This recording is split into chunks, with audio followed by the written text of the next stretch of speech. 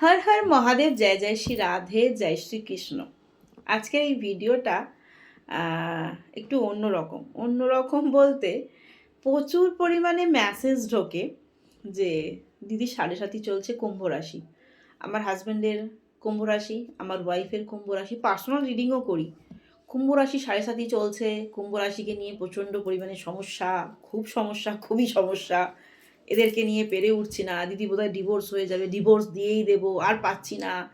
আমি আমার ওয়াইফকে নিয়ে আর পেরে উঠছি না, আমার হাজব্যান্ডকে নিয়ে পেরে উঠছি না।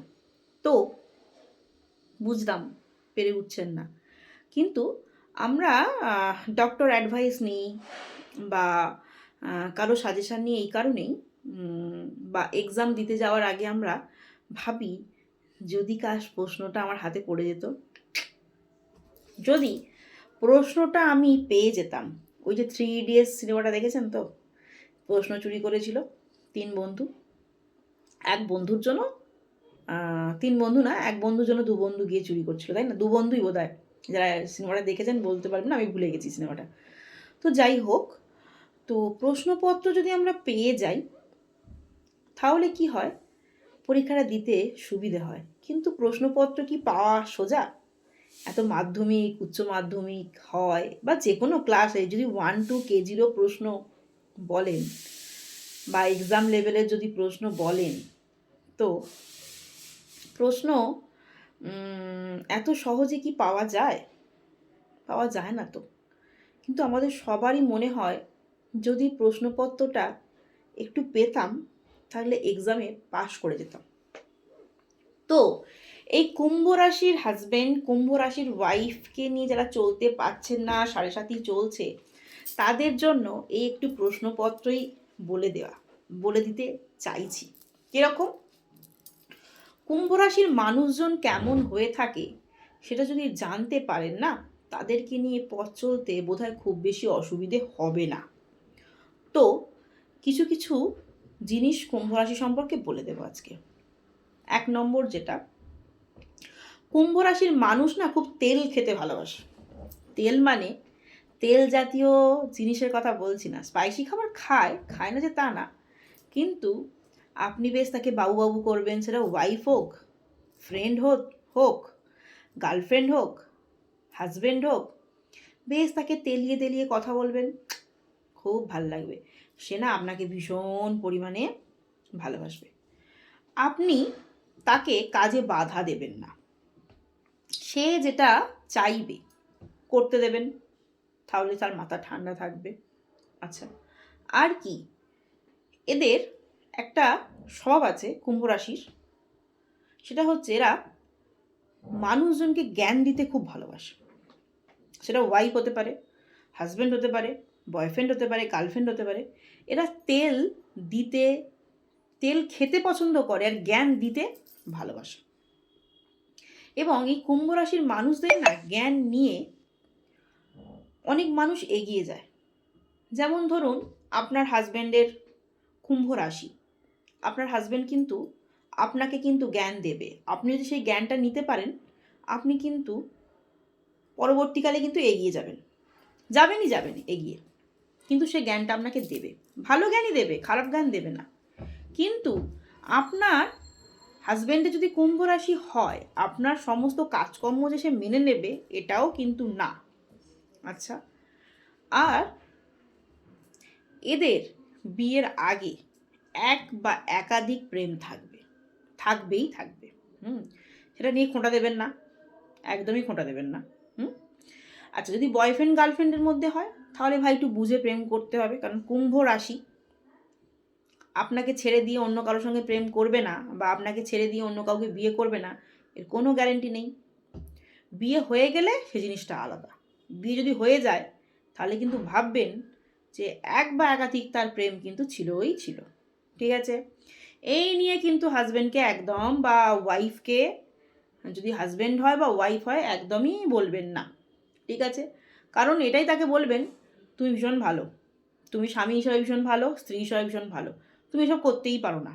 যদি এগুলো বলতে পেরেছেন সংসার টিকে যাবে, আর যদি না বলতে পেরেছেন সংসার ভাঙবে। ওকে?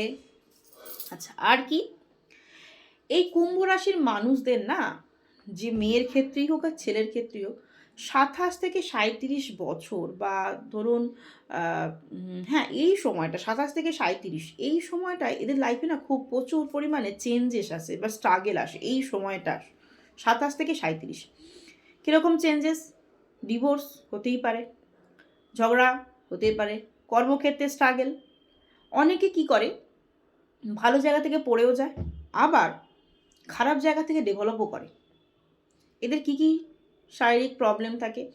এদের না বুকের মধ্যে প্রবলেম থাকে, হার্টের প্রবলেম থাকে, পায়ের সমস্যা থাকে, জয়েন্টে ব্যথা হওয়া, হার্টের সমস্যা হওয়া, হ্যাঁ গোড়ালি ব্যথা হওয়া, পা টান ধরা, পায়ের সমস্যা, জয়েন্টে জয়েন্টে গাঁটে গাঁটে সমস্যা, এই সমস্ত রোগগুলো কিন্তু থাকে, সে ছেলের ক্ষেত্রেই হোক মেয়ের ক্ষেত্রেই হোক, কুম্ভ রাশির ক্ষেত্রে। ওকে, আচ্ছা, এদের সন্তান কিন্তু একটু প্রবলেম আছে।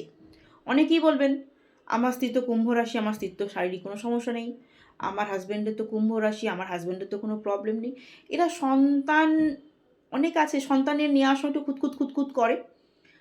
সন্তান এদের একটা করেই হওয়ার চান্সেসটা স্ট্রং থাকে, 2-3টে সন্তান খুব কম। কুম্ভ রাশির নেই বলবো না, বাট বেশিরভাগ কুম্ভ রাশির একটা করে সন্তান হওয়াটা খুব পজিটিভ। 2টো সন্তান কুম্ভ রাশির হাতে গণা। বাট কুম্ভ রাশির মানুষজন একটা করে সন্তান নিতেই বেশি ভালোবাসে। এদের সন্তানও খুব খারাপ হয় না, তো যাই হোক সে সন্তানের ব্যাপারটা আলাদা। আর একটা কথা হচ্ছে কি, এদের পার্টনার কেমন হয়? যদি হাজব্যান্ডের কুম্ভ রাশি হয়, ওয়াইফ একটু রকচটা হবেই, বা ওয়াইফ যদি কুম্ভ রাশির হয়, হাজব্যান্ড একটু রকচটা হবেই হবে।